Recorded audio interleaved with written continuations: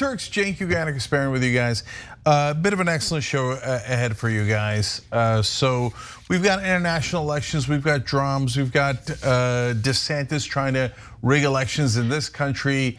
We got so many things for you, unfortunately, political violence as well, yes. Buckle up for the Desantis story because he mucks up a potential positive commentary that we would provide, with the exception of him basically deciding to get super authoritarian in Florida for his own purposes. Yeah, because he's just mucked up a really good strategy.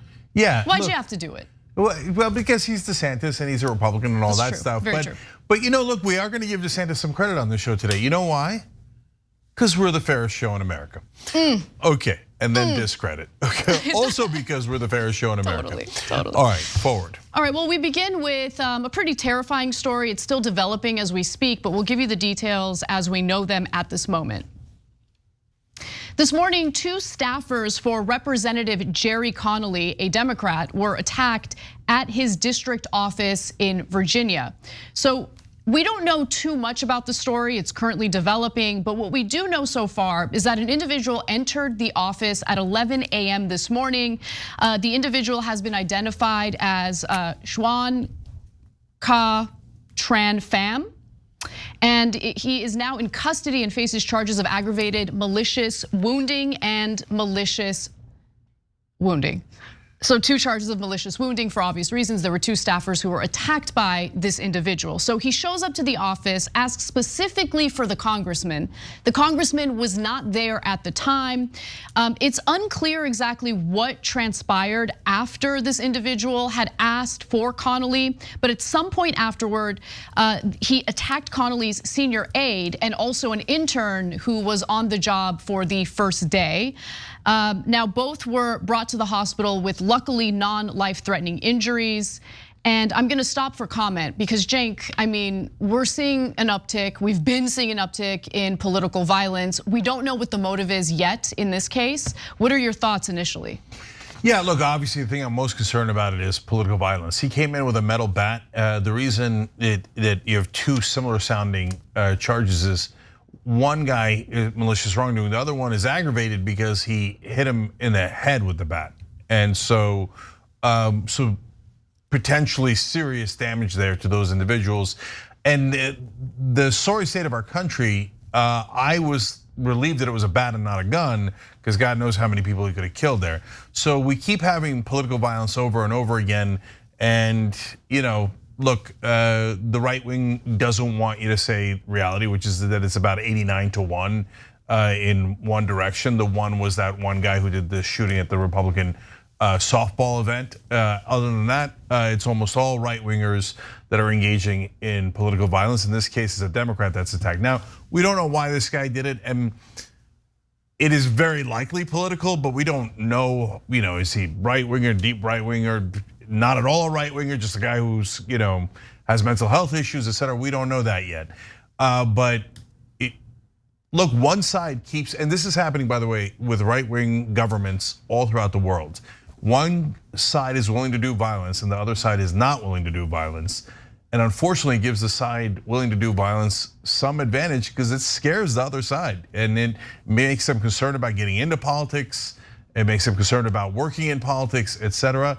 And that's kind of the point, to terrorize. And so we don't know if this guy's connected to larger events, but obviously a terrible development here in Virginia. Yeah, so look, so far from what I'm seeing, there hasn't been any indication that this is motivated by right-wing ideology. It seems like he's got some issues. And what do I mean by that? Well, apparently he has claimed that he was imprisoned in a lower perspective based on physics and tortured from the 4th dimension. Yeah, obviously, massive mental health issues, right? Yeah. But the reason why I mentioned the political ideologies, et cetera, is because usually, even in those scenarios, it needs a trigger, right? So, and that's why we often use this word that is, if you're not familiar with it, sounds kind of fancy, is a super weird way of saying it, but stochastic terrorism, right? And what that means is stochastic just means random, right? But it's folks who say, hey, you gotta go do something about this particular problem. and they know that there are a certain number of people that it will trigger, the people who are the most mentally unwell with a proclivity towards violence. You need that too, because most people who are not mentally healthy don't have a proclivity towards violence. And so they trigger folks knowing that stuff's like this could happen. Again, in this case though, we have no idea that he was triggered by right-wing media or right-wing ideology, etc. But he did attack a Democratic office and a political office, and that's why we're concerned. So he specifically wrote that the CIA has been guilty of wrongfully imprisoning me in a lower perspective based on physics called the book world since 1975. Following that, they are guilty of brutally torturing me with a denigrating disability consistently since 1988 till the present from the fourth dimension. I am entitled to be cured and restored to normal condition by a digital technology and compensated for my extreme suffering and losses to the amount of $29 million. Not well. Yeah, he's just not well. So this is what we're dealing with in the country. Like, let's just be clear about that. We have mentally ill people who are not getting the treatment that they need all over the place. They carry out violence, whether it's toward US lawmakers, they carry out violence, whether it's in the case of you're on public transportation, doesn't matter. We see it all over the place. We see it in mass shootings, we see it in this case. And it's just another example of this country failing the American people, and we pay the price for that. All of us pay the freaking price for that. Well, yeah, I mean, look, that gets into another issue of when someone's this deeply mentally unwell, do you just hope that they voluntarily check themselves into a facility, or their family and friends that could help them, guide them to a situation where it's not as voluntary? Because, I mean, again, thank God this is the one guy in America that couldn't find a gun, because there could have been tons of dead people, let alone the swinging a bat at a guy's head, etc. in this case. And guys, even the left-winger who did the shooting at the softball field of Republicans, you think he's mentally well? No, anyone who decides, hey, I'm gonna go into an office and start shooting people is in a range of folks who are not doing well mentally, right? But the answer to that isn't, like, if we were like the right wing, we'd say, oh, you just need better doors at a softball field. No, most of the time you need gun control. This one's not about guns. And I am worried about him directing it at a political office, but he might have done it to a Republican office holder too, given how deeply unwell he is. He's not making any sense at all. He's not making any sense at all. But in terms of the violence that we're experiencing in this country, political or otherwise, the gun violence in particular, this weird partisan divide where one party is like, no, it's 100% the guns, but that's what we gotta focus on. And then of course the right wing pretends to care about and wanna do something about untreated mental illness in the country. Obviously, whenever they have an opportunity to vote on appropriating the necessary resources to address the issue, they always vote against it. But the point I wanna make is it's both. It's both. Both happen to be a huge problem that need to be addressed, and neither one of them are being addressed. And my point is that it's the intersection of those two things that's the massive problem that we have now. Every country has people within the range of people who are not mentally well. There's a small sliver of people who are prone towards violence. By the way, people who are in the community that wants to protect people who are not doing well mentally, they say, well, hey, don't associate it with mental health. But guys, it doesn't mean the majority of people have that problem. But if you're ignoring the minority that are prone to violence, you're ignoring reality, right? We have to be realistic so that we can get to the problem. But every country has that. Every single country. We're about the only country that says to almost all those folks, here, have a weapon, do whatever you like with it, okay? So in this case, thank God, even though again, he swung a bat and hit a guy's head, America's in such deep trouble that we're like, oh, thank God it wasn't a gun, because then tons of people would have died. And that's the silver lining in this horrific story. And that's the sorry state that America's in, unfortunately. All right, well, why don't we move on to what Ron DeSantis is up to, because he actually did manage to one-up Trump over the weekend. It's 10 a.m. on the East Coast, and all eyes are on Governor Ron DeSantis as he weighs a potential presidential run. The Florida Republican held a number of events in Iowa over the weekend, while former President Donald Trump had to cancel his rally there due to a tornado threat. While in Iowa, DeSantis had a warning for Republicans saying, quote, "We must reject the culture of losing that has impacted our party in recent years. The time for excuses is over. If we get distracted, if we focus on the election of the past or on other side issues, then I think the Democrats are going to beat us again." Ron DeSantis calling out the culture of losing. Gee, I wonder who he was talking about. Now, that jab that he threw toward Donald Trump happened over the weekend while DeSantis was visiting Iowa, a state where Donald Trump was supposed to hold a rally over the weekend, but he canceled that rally, citing tornado warnings. DeSantis felt like maybe it's a good opportunity for me to show up and connect with some of the voters there, and that's exactly what happened. Now, we've got some more details on that reporting. Let's watch. The Florida governor did go have several events, including one in Sioux Center, Iowa on the west side, and also one in Des Moines, Iowa. It was an impromptu one, hastily put together. But what it did show was he was trying he was engaging in retail politicking, something that you don't often, that you've heard some recent criticism about him not being able to do that, and something that's key on the campaign trail. And you saw the Florida governor doing that. You also saw him attempting to contrast him, as you mentioned, him and his potential candidacy with that of Donald Trump. And you saw that with even having those comments that he made, and even showing up at the Des Moines event on the same day, same night that former President Trump canceled. Now, that strategy, I have to admit, is pretty savvy, and I'm sure that got under Trump's skin. But remember, Ron DeSantis hasn't announced his candidacy for president yet, and he's already campaigning. And it turns out that he has signed a bunch of legislation in Florida that loosens election-related laws that would allow for him to do certain things that previous governors would not have the ability to do. I'm gonna give you those details in just a moment. But Cenk, I'm curious what you think about DeSantis's strategy here. Yeah, now we have bad news about DeSantis as well, trust me. But here, I gotta give him a bunch of wins. We're honest here, and I don't like DeSantis, but you gotta give credit where credit is due. So number one, showing up when Trump was too scared to show up, excellent move, okay? Number two, the culture of losing is a great strategy, emphasizing that. That's exactly right.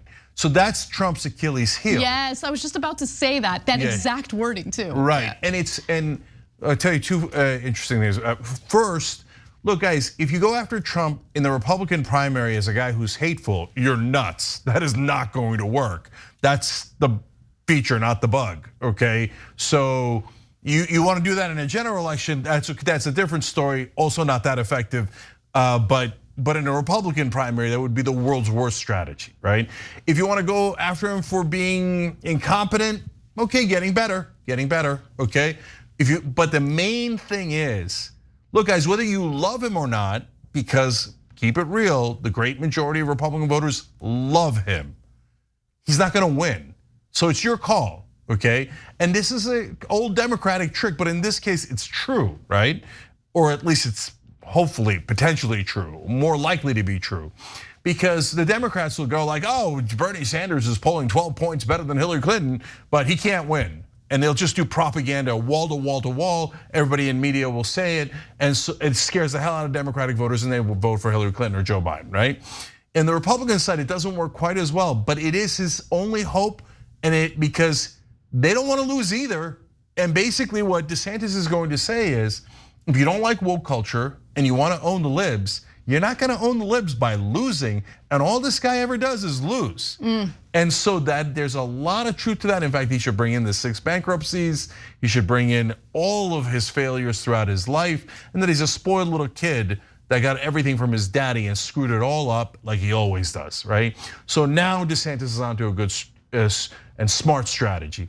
And the third win is, he's in Iowa, guys. I was worried he wasn't gonna run at all because Trump has been kicking the living crap out of him rhetorically within the Republican base. and has gained great ground. So the fact that he's in Iowa and very likely to run, to me, is a huge relief. At least we're gonna have a Republican primary. I think focusing on election-related losses is a smart strategy. I think focusing on Trump's bankruptcies is not a smart strategy.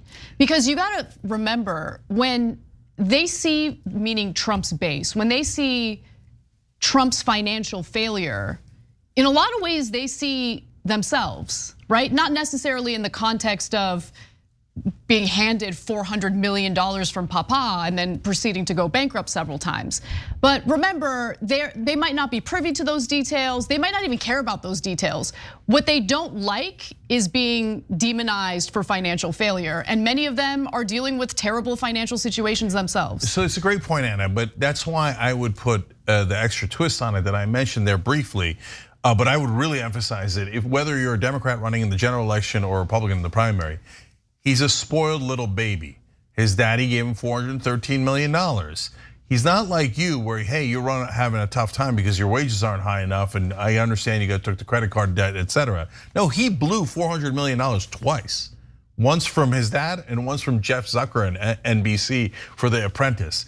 And that's because he's spoiled. He's a spoiled, entitled baby after all this time. But Anna's right, in a Republican primary, you have to be much more careful about it because they love him. So any criticism of him, other than he might lose, is that dangerous ground to be on. So this is definitely DeSantis going in the right direction here. So let's talk a little bit about what DeSantis is up to in terms of loosening election laws in the state of Florida. This was a report by The Guardian that really caught my attention because this is the kind of authoritarian action that Republicans like to fearmonger about when it allegedly happens on the left, but get a load of what he's up to. So according to The Guardian, DeSantis is poised to sign a bill that would exempt him from Florida's Resign to Run law so that he won't have to give up his office in order to run for president. Under existing state law, if he were to run, DeSantis would have had to submit a resignation letter before Florida's qualifying deadline this year and step down by inauguration day in 2025. Now, the fact that he is going to sign that legislation, he absolutely will, because he doesn't want to give up power while he runs for president.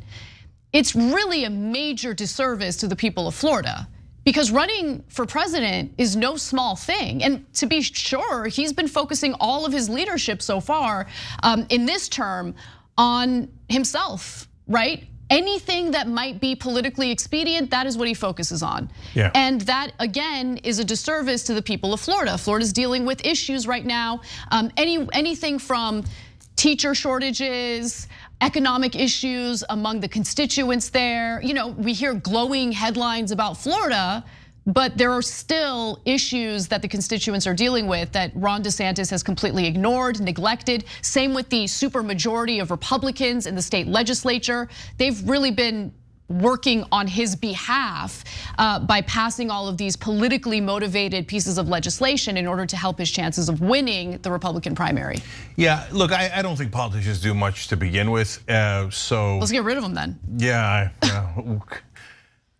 If only we, of course, the real answer is get politicians that actually serve you and work hard for you, but good luck with that, and we're working on it, but these guys ain't it. But even so, look, Florida especially oftentimes has natural disasters. And the other day, even Marco Rubio seemed to be criticizing DeSantis for being out of the state when they had a disaster in Florida. Right, they had a gas shortage as a result. People were lining up at the pumps and they couldn't find any gas stations that had any gas left. That was an example. So that's half of it, that he's gonna be an absentee governor. He already is, and it's gonna get way, way worse. Running for president ain't no joke, right? And of course, he's a politician. He doesn't care about the people of Florida. He just wants to win the presidency. And by the way, the other reason they're passing this law is he thinks he might lose, which is true. And he just wants to go back to being governor of Florida. That's exactly right. Right? That's exactly right. And so he doesn't want to lose his day job. Not the sign of a strong candidate, by the way. Well, that's true. But to me, the main thing here is the Republicans in Florida being like, oh yeah, our laws, who cares, okay? No, that's gonna apply to everyone else, but except for someone who is running for president or vice president. Gee, I wonder who that would be and why we're passing this law now. I mean, their hypocrisy, as always, knows no bounds. So the bill also includes some sweeping new voting restrictions in the state, which would make it harder for nonprofits to do voter registration drives. Gee, I wonder why.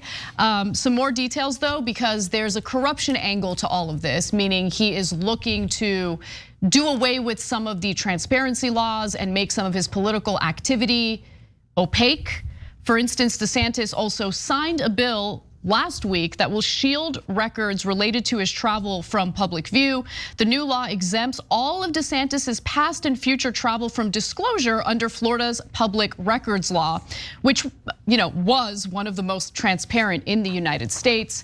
It also exempts the state from having to disclose the names of people who meet with the governor at his office or mansion or travel with him. And that's according to Barbara Peterson, the executive director of the Florida Center for Government Accountability.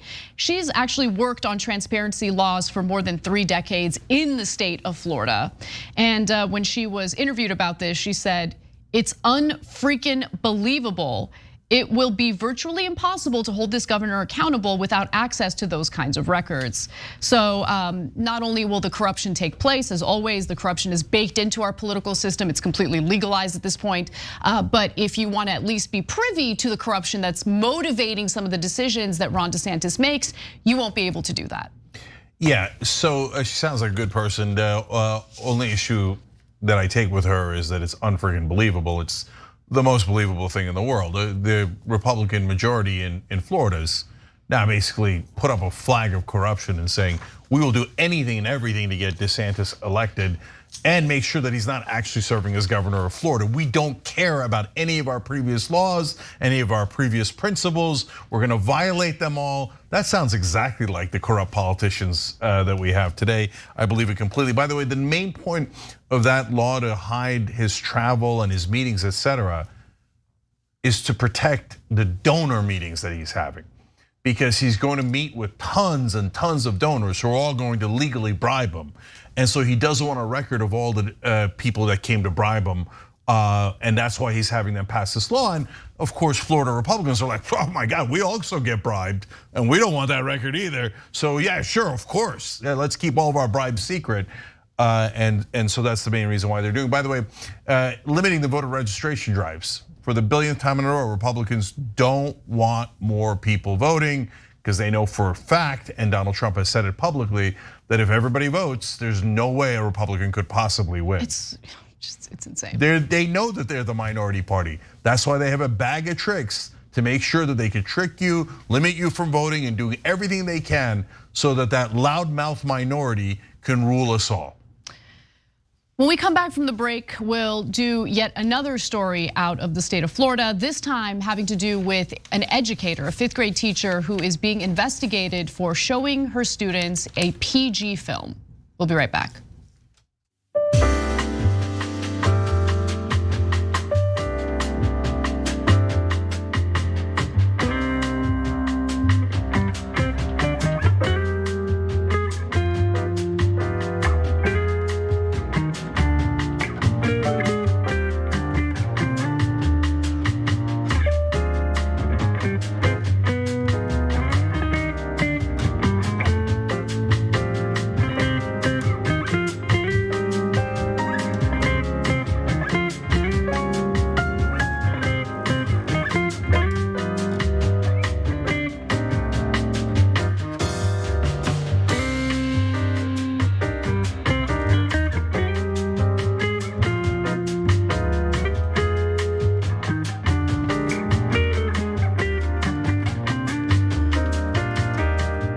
Back on TYT. We're gonna go to YouTube members first today in the first break.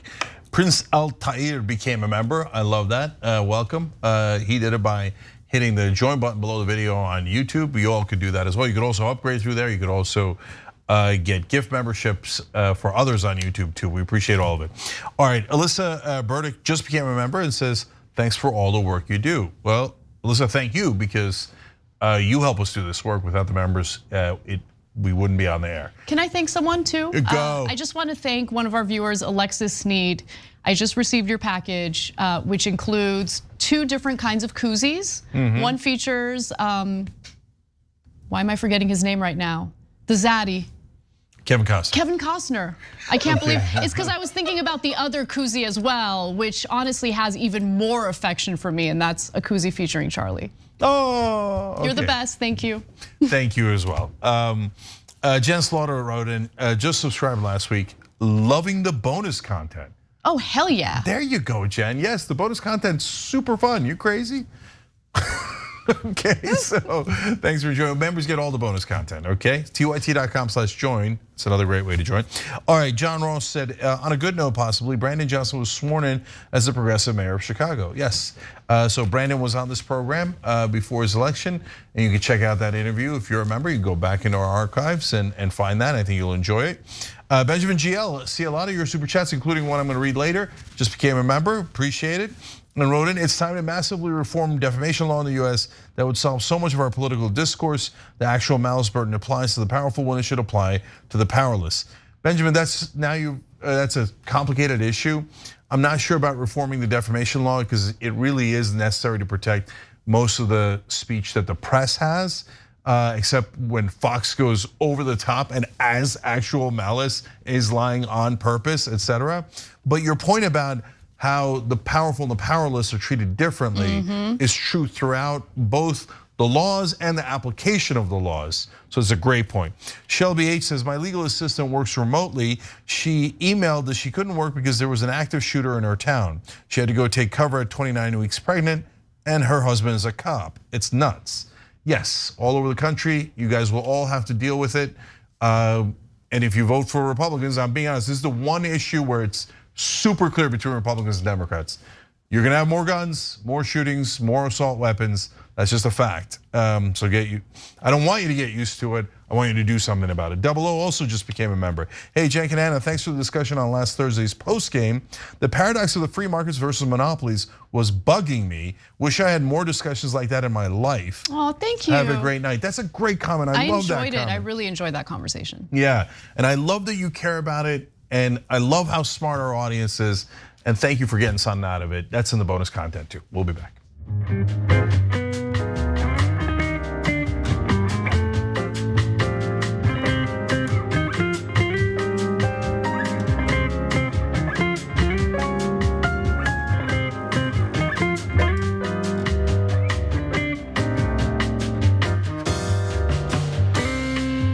All right, back on TYT, Jen and Anna with you. News. Well, we've got yet another story out of Florida, this time involving a teacher who's being investigated. The minor representations that have nothing to do with the movie are such a big deal that now admin is in their room, pulling their teacher out, calling the students one by one down to the office to interrogate them in the middle of my lessons.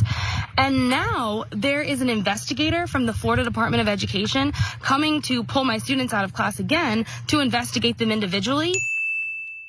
A Florida teacher is currently facing a state investigation after showing the Disney movie Strange World to her 5th grade students. The movie, by the way, is pretty innocent.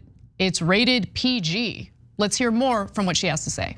And by the way, they don't even have to have a signed parent permission slip for that. The LGBTQ aspect of the movie, they're harmless. It's just a talked about crush, and it's only a couple lines in total scene time of just over 2 minutes. The parents in the movie kiss a lot, and that wasn't even brought up, and that's the issue. Look, the hetero smooching, not a problem for a conservative school board member who has sparked this investigation. The real issue, as was noted in the video you just watched, had to do with the fact that the main character is not heterosexual and is attracted to someone of the same sex. But the movie isn't about that and barely even touches on that. In fact, what is the movie about? Well, Strange World, an animated sci-fi movie, was released by Disney in the late fall of 2022. The movie depicts a group of explorers who go on an adventure to find an exotic plant that serves as their society's source of energy. And conservatives don't like the movie apparently. And look, I don't want to generalize. It's one conservative school board member who was elected into the school board last fall, and she tries to get books banned. This is like the #1 thing she seems to be pretty passionate about. Her daughter was in the classroom as this film was shown, and the main character of the film, Ethan Clade, is gay. Played by Jabuki Young White, Clade's storyline includes having a crush on another male character named Diazo. Critics blasted the movie as indoctrination, and Fox News said it was the latest in a year of woke disasters for Disney. And the film, to be fair to the right-wing zealots in the country, has been restricted in other countries. So they've got some company here, and that includes the Middle East, China, Indonesia, Turkey, Nigeria, Uganda, and other countries because of the very small LGBTQ storyline there. And Cenk, you said you've seen the film. I hope you didn't show it to your kids. I'm sure they were scandalized by it if you did. Well, we did. We watched it together, and they remained entirely unscandalized. Okay, they barely noted that situation. I don't think they noted it at all, actually. And so, why? Because to them, it's not some weird or scandalous and outrageous thing for someone to be gay. It's a so what? And that's exactly what conservatives are worried about. They don't want it to be a so what. They want it to be a mark of shame to be gay. And they're really mad that it's not shameful anymore. And they want to go back to the bad old days where it is. And I like this, this last thing that Anna pointed out of like, hey, that's okay though. It is banned in other countries, like as the Republicans would say, Chinese Communist Party has banned it, and so are you proud? Are you proud that you're with the Chinese Communist Party? A number of Muslim countries have banned it. Uganda has banned it. So is that great company? Is that the company that right wingers want? They're like, yes, we're with the fundamentalist Muslims. Well, say it loud, say it proud, okay? Yeah. And guys, to me, the most important part of the story is we called it colloquially the "Don't Say Gay" bill. And Republicans freaked out. They're like, that's not what it says, man. This is so for not sexualizing the kids, etc. But in that movie, I watched it. There was no sexualizing of the gay character at all. There was some of the straight characters, but not of the gay character. I know, but the straight character stuff, totally fine. Yeah, of course. Which, by the way, I also think is totally fine. Like who? It's not overly sexualizing. It's like kissing. It's a PG movie. Yeah, it's a PG movie. But I'm talking about the straight characters. The gay characters didn't do anything. They didn't kiss. They didn't do anything. Okay. So when they say, "Oh yeah, we're bringing you up on this," they're basically admitting, yes, we don't want you to ever mention that there are gay people in the world. Now, after being duped by Rebecca Jones, I wanted to make sure that there was confirmation that this teacher is in fact being investigated, and she is in fact being investigated. Her name is Jenna Barbie, and the Hernando County School District confirmed a 5th grade teacher, and that's Jenna Barbie, is being investigated for showing Strange World, and that a parent complained to the principal about the movie not being appropriate for students. The complaint was sent to the Hernando County teacher, the complaint sent to the Hernando County teacher states the Department of Education's Office of Professional Practices Services has determined an investigation is warranted into allegations that you engaged in inappropriate conduct. Now, the letter was signed by Randy Kosek, who is the Chief of Professional Practices, under the words, "Please govern yourselves accordingly." And the situation needlessly escalated due to an overzealous school board member who was elected just last fall. Her name is Shannon Rodriguez, and you're about to hear Jenna Barbie talk about her in the next clip. I was told by every teacher and mentor at our school that our method for approval by administration of showing movies was to have a signed parent permission slip for PG movies. I had that from the beginning of the year. The whole 5th grade team had signed permission slips for PG movies with no objections to specific content. I actually had one student who did have objection to specific content, not showing the Buzz Lightyear movie, but she wasn't in my classroom anymore, so it wasn't a big deal. The reason I was turned in is because one of the split students was a school board member's daughter. That school board member is currently on a rampage to get rid of every form of representation out of our schools. She even spent days this past week going to all the high schools to get rid of anything that had to do with representation whatsoever. She even had admin escort her to a teacher's classroom that had a sticker of a black hand and a white hand holding hands, and the white hand had a different color fingernail for every finger. So as I mentioned earlier, the school board member who was elected last fall is Shannon Rodriguez. She was endorsed by the conservative group known as Moms for Liberty. And in her short tenure, she has argued there is smut and pornography on schools' library shelves and has asked for books to be removed. And in fact, at one point, the teacher, Miss Barbie, ended up having a meeting with her in order to discuss this complaint over this movie. And here's how that conversation went. We had a meeting and I understood her perspective that, okay, she really doesn't want this shown at her house. I never saw that perspective before, so I didn't think it was a big deal. But seeing how upset she was, I told her, I understand my lesson. That's that, but come to find out, she had already reported me and there was nothing she can do about it. And she also claimed that even though there were consent forms in the beginning of the school year, since the teacher did not send a specific consent form having to do with this specific film, well, then she can't say that she received approval from the parents to show this film in class. She also said this in an interview with the Tallahassee Democrat, quote, "It's not a teacher's job to impose their beliefs upon a child. Religious, sexual orientation, gender identity, any of the above. But allowing movies such as this assist teachers in opening the door for conversations that have no place in our classrooms." But the teacher says this wasn't about teaching the students about gay relationships. In fact, the subject matter in the film actually addresses some of the subject matter we've been discussing in class, and she gets into the details of that in this clip. Let's watch. I chose this movie because it relates to our curriculum. Our unit at the time was earth science and ecosystems and how they interact, plants, humans, animals. So this movie's perfect. My thought process was, what a better way to showcase all these standards along with huge lessons of overcoming differences, spreading kindness, communication, and chasing your dreams, a lot of which are in our social emotional Florida Best standards as well. Is a character in the movie LGBTQ?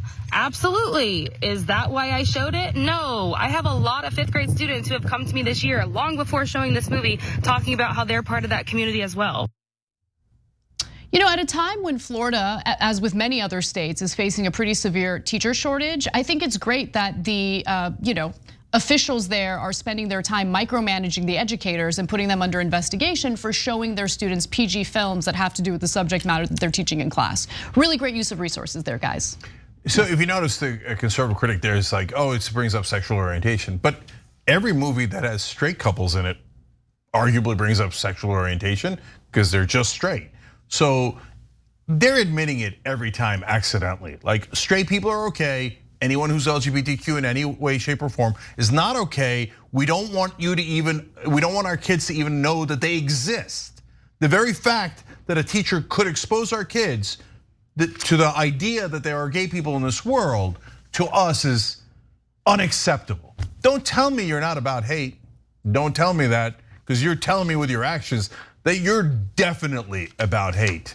You don't want gay people in the society, and you don't want our kids to even know that they exist. And God help those kids if one of them is LGBTQ. And by the way, statistically, obviously tons of them are.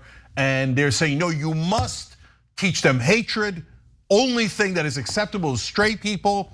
Anybody who's LGBTQ, we can't even, they're so bad, so terrible, we can't even have anyone talk about it in the classroom. Look, that's who you are, just live up to it, okay? Just own up to it. So look, the movie, again, I coincidentally watched it a couple of months ago with my family. It's totally about ecosystems. She's totally right. I mean, it is picture perfect for that category, right? I did. I have to confess, I watched it and I said to the family afterwards, that is a super lib movie, right? That's going to trigger conservatives. One, I know conservatives. One, it has a gay character. They're already super triggered, right? Secondly, it's like about climate change. People are nice to each other. They follow their own dreams instead of what the community demands. I was like, oh, the conservatives are gonna hate this movie, right? And they do. But guys, I watch conservative movies all the time. You so do? what? Which I do. ones? What conservative I watch like every Viking show on Netflix. Okay, and is that conservative? Yeah, because they circle the wagons and kill everyone who isn't in their tribe. Okay, it's like the most conservative thing you could do. Inside their tribe, they're good to one another. For every other tribe, we got a lot of axes coming in your direction, okay? And I'm not like, I'm triggered. It's just entertainment, okay? But at the end of the day here, yeah, no, the right wing has exposed themselves for who they are. By the way, if you're in the right wing and you don't believe that, well then vote based on it. And say to your own leaders, hey, I want the tax cuts, I want this, I want that, but could you not hate gay people? I'm not gonna vote for you if you do. That would be one way to address this.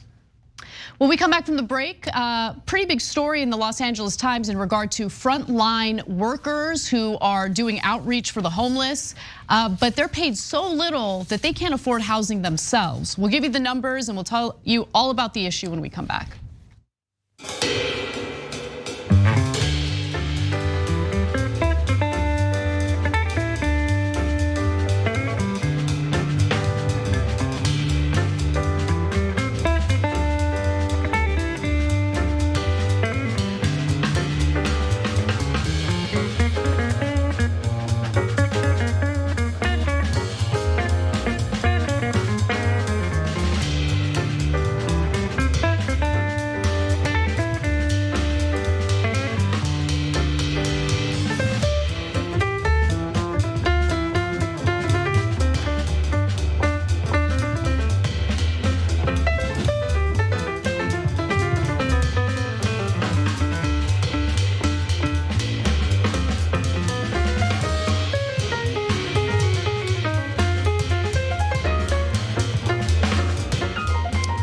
Back on TYT, Aaron Galvin writes in the member section, a non-toxic community that can actually communicate. Wow, this might be a happy place.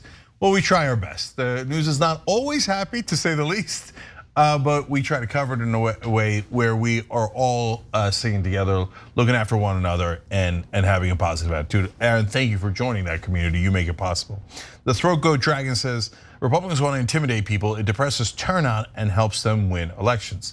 That is one of the many ways that they try to depress voter turnout, because as we've shown you the clips countless times, where they say that their leverage goes up as the voting populace goes down. They do not want people voting. So piss off a Republican, vote.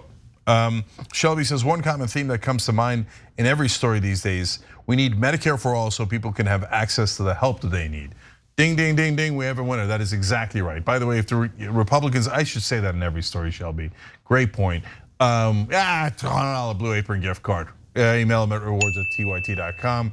Because if when the Republicans go, oh, don't worry about the guns, let's do mental health. Great, hey, Medicare for all, give everybody mental health. You guys in? Right, and of course you're gonna be like, no, we don't mean that.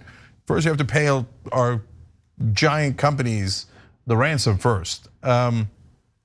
Okay, Holy Beer Dragon gifted 5 subs on Twitch. We really appreciate it. Messelin wrote in 19 months of incredible content from TYT. Thank you, Jen Canana. You guys are awesome. Thank you for saying that. And Felicity91 says, Trump just couldn't take a Sharpie and redirect a tornado? That's hilarious. I think that's really funny. All right, let's go to Super Chat. Benjamin GL wrote in, thought of a good slogan for progressive last night. Publicly traded news is every bit as bad as publicly owned news. News funding seems to be a democracy-ending problem with no solution. I love TYT, but it's not a model that can spread, just see breaking points. Benjamin, those are interesting and thoughtful critiques, but I actually think the TYT model can spread. And the more successful we are, you'll see more and more companies, whether they intended or not, copy us, like whether they intend the actual principles and the ideas behind what we're doing, or they just want to copy us for profit. I think that you're gonna see a lot more of that coming up, but we'll see how it turns out. And I appreciate you writing in, like I said. Stephen Pift writes in, Trump canceled his rally because too few attended the site. That could certainly be the case. Snack Panther says, that's rich. A guy trying to hit Trump for a culture of losing while setting up to keep his job after he loses in a primary. Yeah, that's true. Sorry, Ronnie. Gets no meatballs on that one. I'd like to spin on no cookies for you to no meatballs for you. So there's a lot of wins in there, Snack Panther. Nice job. And I'm out of time. We'll be back.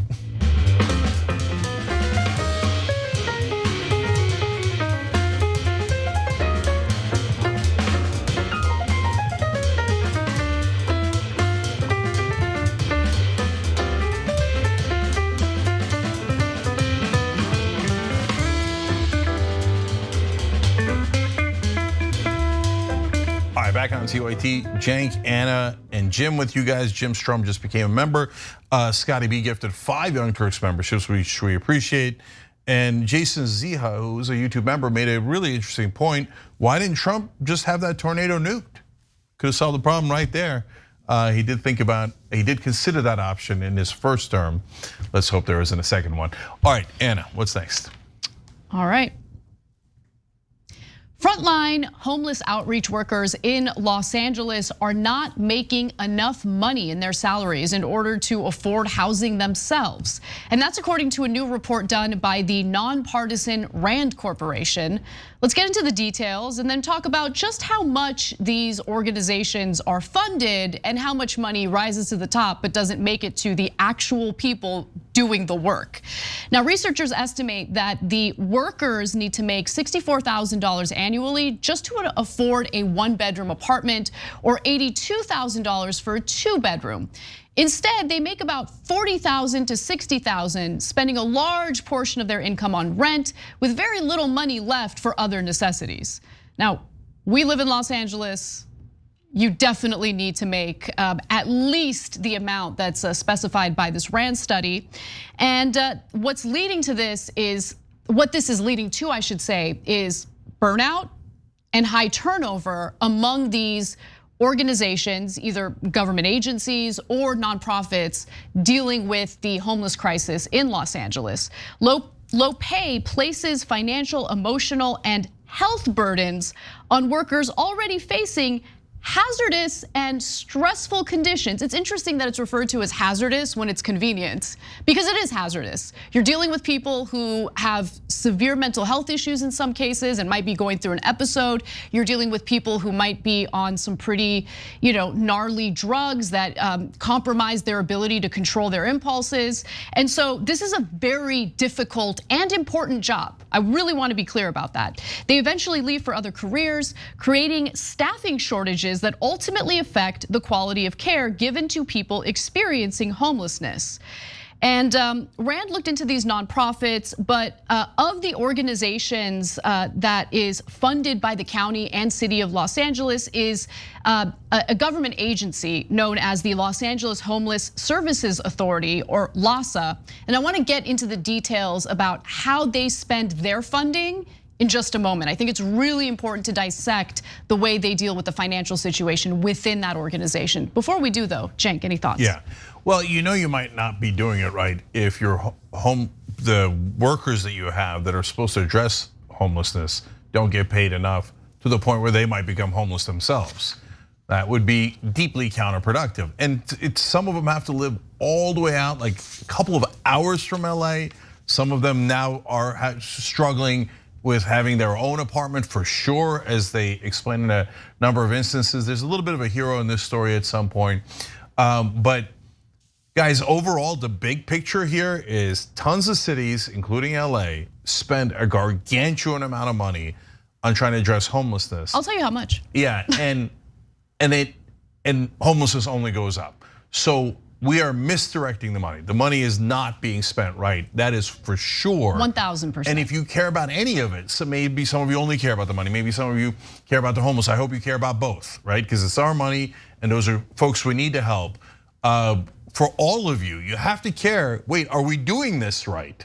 right? Is this actually working? And right now, it doesn't appear that way at all. So there are about 200 different organizations dealing with the homeless crisis in Los Angeles alone, and they employ 8,000 people, okay?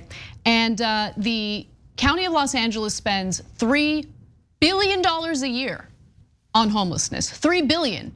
So any allegation that we're not allocating the necessary resources is ridiculous. If you look at their books, if you look into the salaries and how they're broken down, you'll see where the money's going. You'll see where the money's going. So let's get into some details here. Jake mentioned that a hero makes an appearance in this story, and you're right about that. It's just that the hero gets pushed out of LAHSA. Let's talk about who she was. A year ago, Heidi Martson, the chief executive of Los Angeles Homeless Services Authority, resigned after giving raises to her lowest paid staffers without approval from the commission that oversees the agency. In her resignation letter, she said that LAHSA employees were making as little as $33,000, leading to high turnover. In March of 2021, she increased the annual salaries of 196 employees to $50,000 while freezing the compensation of the 10 highest paid staffers. Now, I'm sure the highest paid staffers were not happy about that. And when we talk about the highest paid staffers, I mean, we're talking about a government funded agency that's supposed to be dealing with a very serious crisis in which as many as 60,000 people are living and in some cases dying on the streets of Los Angeles. Well, how much money are we talking about here at the upper echelons of LAHSA? Well, Valencia Adams Kellum, she's the new head of LAHSA, and she makes $430,000 a year. $430,000 a year. And by the way, I looked at their books to see just how many of their employees are making at a minimum a six-figure salary. And the latest data that we have is for 2020, and there were 33 employees making at least six figures. I wanna know why the frontline workers who are out on the streets trying to do the work are making as little as $33,000, whereas the head of this organization is making almost $500,000. Yeah, unfortunately, they've adopted the for-profit model where the top gets all the money and the regular workers, unfortunately, don't get very much at all. But in a nonprofit situation, in a governmental situation, that is even more unjustified. So we can get into the economics of why it's unjustified, but it's kind of obvious, so we don't have to. I love that she raised their salaries without asking the commission. The commission afterwards was livid. And they said, well, we probably would have raised it anyway. We're just upset that she didn't ask us. My ass, you would have. No way. That's the only way that those people would have gotten a raise. If she'd asked permission, they would have stonewalled her for sure. So that's why it was bold, courageous, and the correct thing to do if you ask me. Yeah, the commission wouldn't have done that because they don't actually value what the objective is supposed to be. They don't, they just don't. Yeah. Because take a look at how much their funding has increased while simultaneously homelessness has exploded, okay? Yeah. No, I wanna give the numbers and then you can jump in. Yeah. So in the 2014 to 2015 fiscal year, LAHSA received funding of $63 million. That's a lot of money. But by 2022, funding had increased nearly 13-fold to about $808 million. In the same period, the number of people experiencing homelessness in LA County increased by 56%. It's just a monumental failure.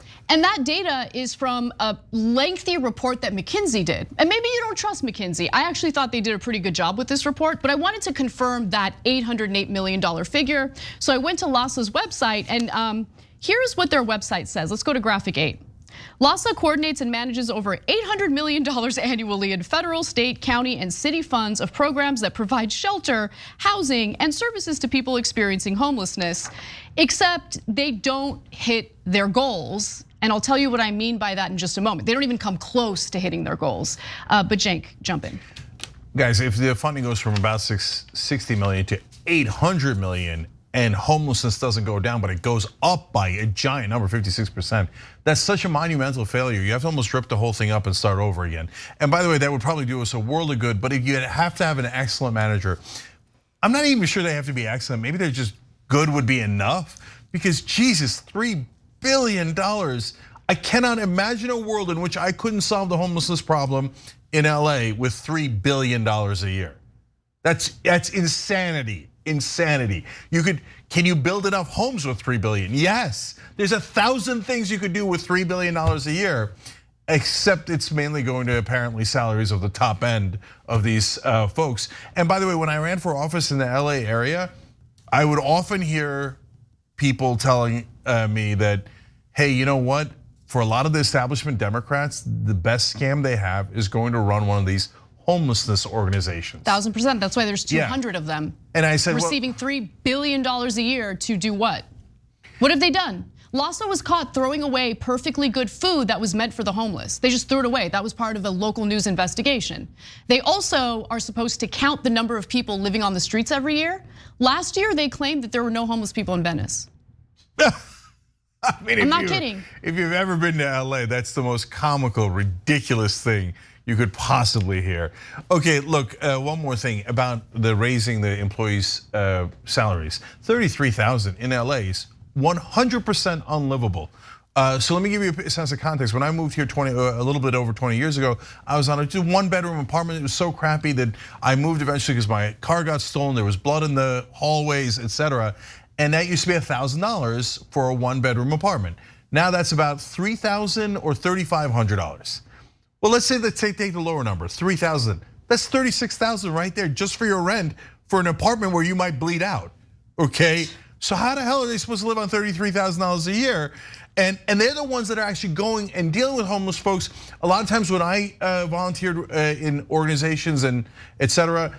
So you'll meet some of the best people in the world there that run on tough times and they're looking out for one another. And sometimes you'll meet folks who are in deep trouble and it's a dangerous situation, right? So for the folks dealing with them and trying to get them help, to have them have non-livable salaries while the guys at the top are taking all the money, totally unacceptable.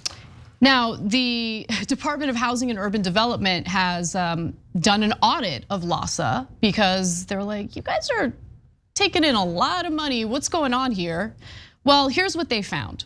That the authority, meaning LASA, did not fully meet the goals and objectives of the program. It did not always follow program requirements. Specifically, it did not use $3.5 million in continuum of care grant awards and let the funds expire. They just let the funds expire. Did not support homeless management information system and planning grant costs. Did not submit timely annual performance reports.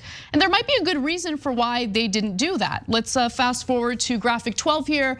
There was an investigation done back in 2019 into the performance of LASA specifically. Outreach workers were supposed to place into permanent housing 10%, not a lofty goal to be honest with you, 10% of the homeless people they assessed. But in the fiscal year that ended in June, they placed only 4%, the audit reported. The goal was 20% for placing people in shelters, but they achieved only 14%. The discrepancies were greater for referrals to treatment, 6% for substance abuse and 4% for mental health. Both had goals of 25%. And what I love about this story, and what I'm about to say doesn't just have to do with LASA, it has to do with all of these nonprofits in general, is that their big complaint is we're not getting enough money. Like if you want us to pay these workers more, we need more money. So let's go to graphic 10. Despite the 2017 approval of Measure H, local sales tax hikes to fund homelessness programs, nonprofit leaders told the researchers that they don't receive enough government funding to raise wages. They receive $3 billion a year. $3 billion a year, and the only thing that's happened is homelessness has gotten worse. So I would prefer the government to, use that money to construct housing. Declare this an emergency. We are currently in a state of emergency to basically override and bypass any of these ridiculous NIMBY laws that prevent the construction of new housing and cut the fat out. Because what I'm seeing here is a bunch of mismanagement, misuse of taxpayer money, and a lot of pain and suffering on the ground as a result of that. So just build the housing and cut the fat. They won't do it. So we're gonna keep shelling out billions of dollars every year for one county, and we're gonna see no results. Yeah, I mean, look, there's so many potential solutions, but NIMBY's a big problem. You need a strong person to get past that problem. Whenever they propose low-income housing in my neighborhood, they send around petitions. Oh, you don't want that in our neighborhood. I'm like, no, I do. And they're like, oh, it'll reduce our property values. No, it won't. First of all, that's not necessarily true. Second of all, we've got to be decent to one another. So I say, no, I don't want any part of your petition. But unfortunately, those things, wind up affecting policy so much. That's why we're a little heartened that Karen Bass has done a pretty good job so far. And she has. And so she's got to push past that stuff, and she's doing that. But I want to say one more thing about misspending the money, guys. It's such a double bogey, because when you misspend the money, what happens is all the citizens in whichever jurisdiction you're in go, well, we gave you the $3 billion and it got worse, so that's it. We're not going to give you any more money. The next time a ballot measure is proposed, it's not going to pass, right? They're like, because we gave and gave and gave, and it got worse and worse and worse. So then all of a sudden, you're actually going to have restricted money, and it's going to be even harder to address the problem. That's why you've got to get in there and actually fix this, the inefficiencies and how terribly they're spending the money. And one more thing, guys, do not lose hope. With effective management, these things are solvable. Houston did a great job in addressing homelessness. And so there are right ways to spend money, there are correct strategies, and we should take the Houston model and do it all over the country instead of this giant labyrinth, wasteful bureaucracy that we have in cities like LA. That does it for the first hour. When we come back from the break, there's a Silicon Valley scandal that you definitely want to know about. And later in the hour, we might lighten things up with a comparison to Succession. What was the story that you wanted to compare to Succession again? Yeah, no, it's Roger Ailes' wife comes out and attacks the Murdoch family. That's right. I'm going to show you who in Succession represents the different members of the Murdoch family. I think you'll love that, especially He's going to present it. It's going to be great. It's going to be beautiful. Fun for everyone. We'll be right back.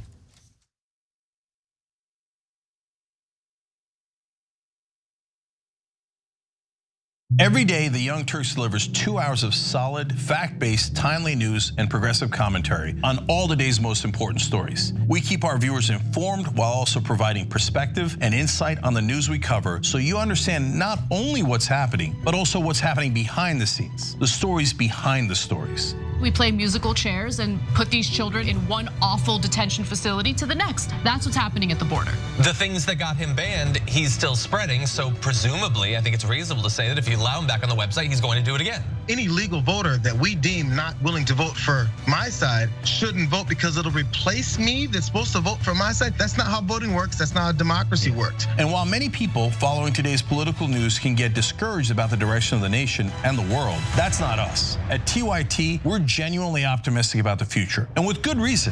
Today, wide majorities of Americans agree with our progressive stances on issues ranging from healthcare and education to climate, immigration, and wages. The rising generation of young people are also overwhelmingly progressive in their political beliefs and policy objectives, and they're increasingly flexing their muscle as voters and activists to demand change from our elected officials. The traditional mainstream media is mostly AWOL. They, along with the government and many other cherished institutions, have been captured by corporate interests. Audiences sense that they're not getting the whole story or even the truth from once trusted outlets, whether broadcasting cable TV news networks or national newspapers and magazines. The antidote is the Young Turks. Unlike mainstream corporate outlets, we're not beholden to corporate advertisers, to defense contractors, to Wall Street, or to Big Pharma, and we don't carry water for the Republican or Democratic parties. So watch us Monday through Friday at 6 p.m. Eastern, 3 p.m. Pacific, and join the thousands of progressives around the globe who tune in every day for TYT's unmatched, award-winning content and see what it's like to experience a news organization that only answers to you. I don't care if you're Christian. In fact, I will fight for you to have your religious liberty and practice your Christianity. I believe in that. I don't believe in Christianity, which means that you do not get to dictate the way I live my life based on your religion. I don't care what the Bible says. You have every right in the world. All those women who identify with your religion have every right in the world to not get an abortion, to not take birth control, but they do not have the right to dictate my life and what I decide to do with my body. I don't care about your goddamn religion. I'm so tired of having nonstop conversations about what the Bible says. You live your life in the way that you interpret the Bible. Again, I don't care, but you don't get to take the Bible and tell me, well, the Bible says this in this chapter, in this verse. I don't care. I don't care, I don't believe in it, and I have the right, based on our Constitution, to not believe in it.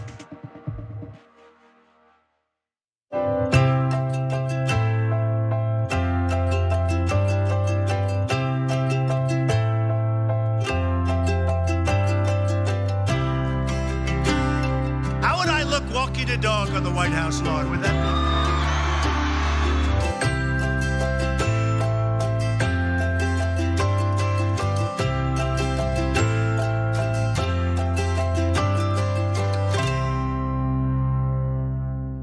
People still don't know what the word feminist actually means. Not even that, people are still angered by the word. People think feminist is a bad word, but it's not. There are gradations, there are different waves. The people who are against gender equality love to use like militant feminists as the representatives of all feminists. It's untrue. I don't know why you'd be threatened by strong women unless you were an incredibly weak man. If you don't have equal rights, or you're not treated the same way, well, wouldn't you be angry? Yes, I see that you know your judo well.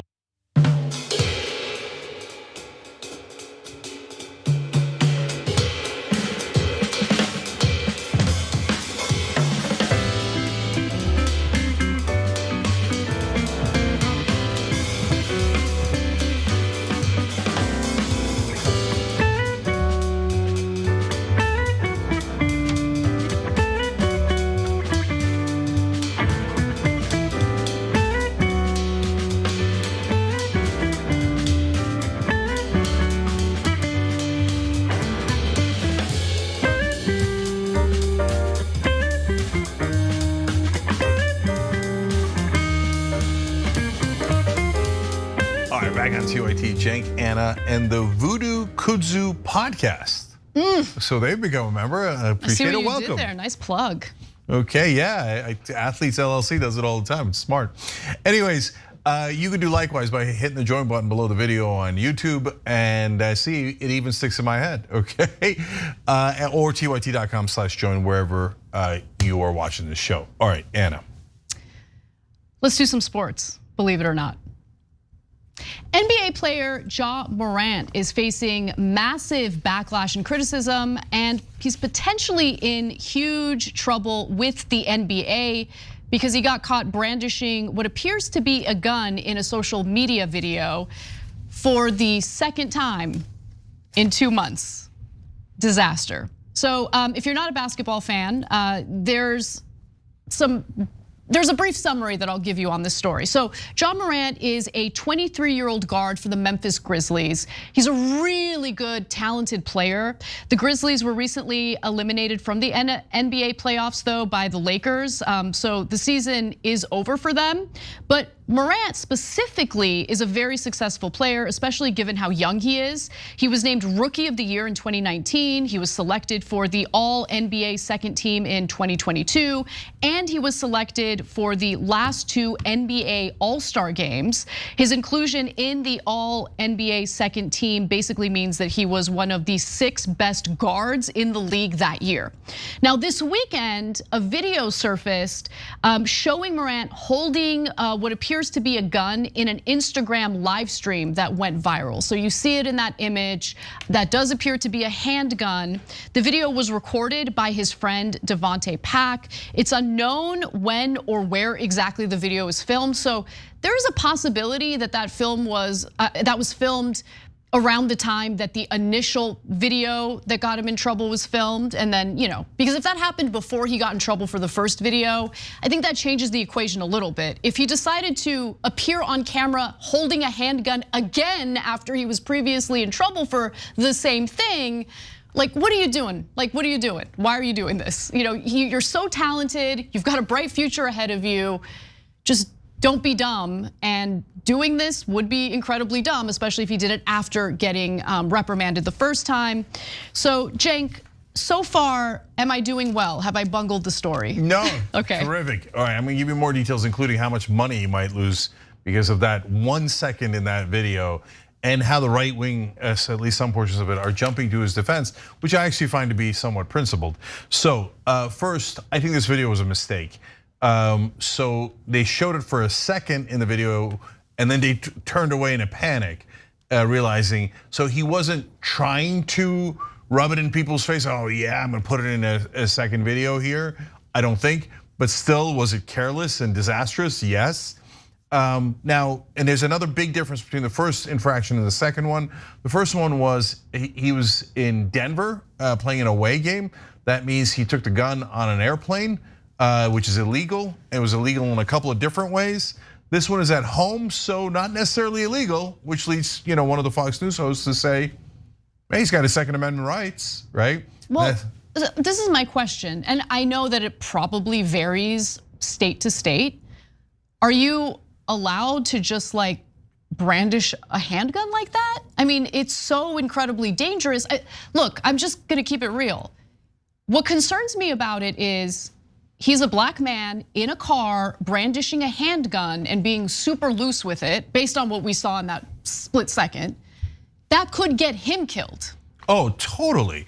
I mean, if police pull you over, I mean, Philando Castile is the best example, 100%. But it's happened many times where they say, no, I'm a legal gun owner, and it's in the glove compartment, I have the registration, et cetera. And the cop's like, yeah, okay, that's interesting. Boom, shoots him and kills him because he's worried about the gun in the glove compartment. So it's honestly, especially as a black man, it shouldn't be that way.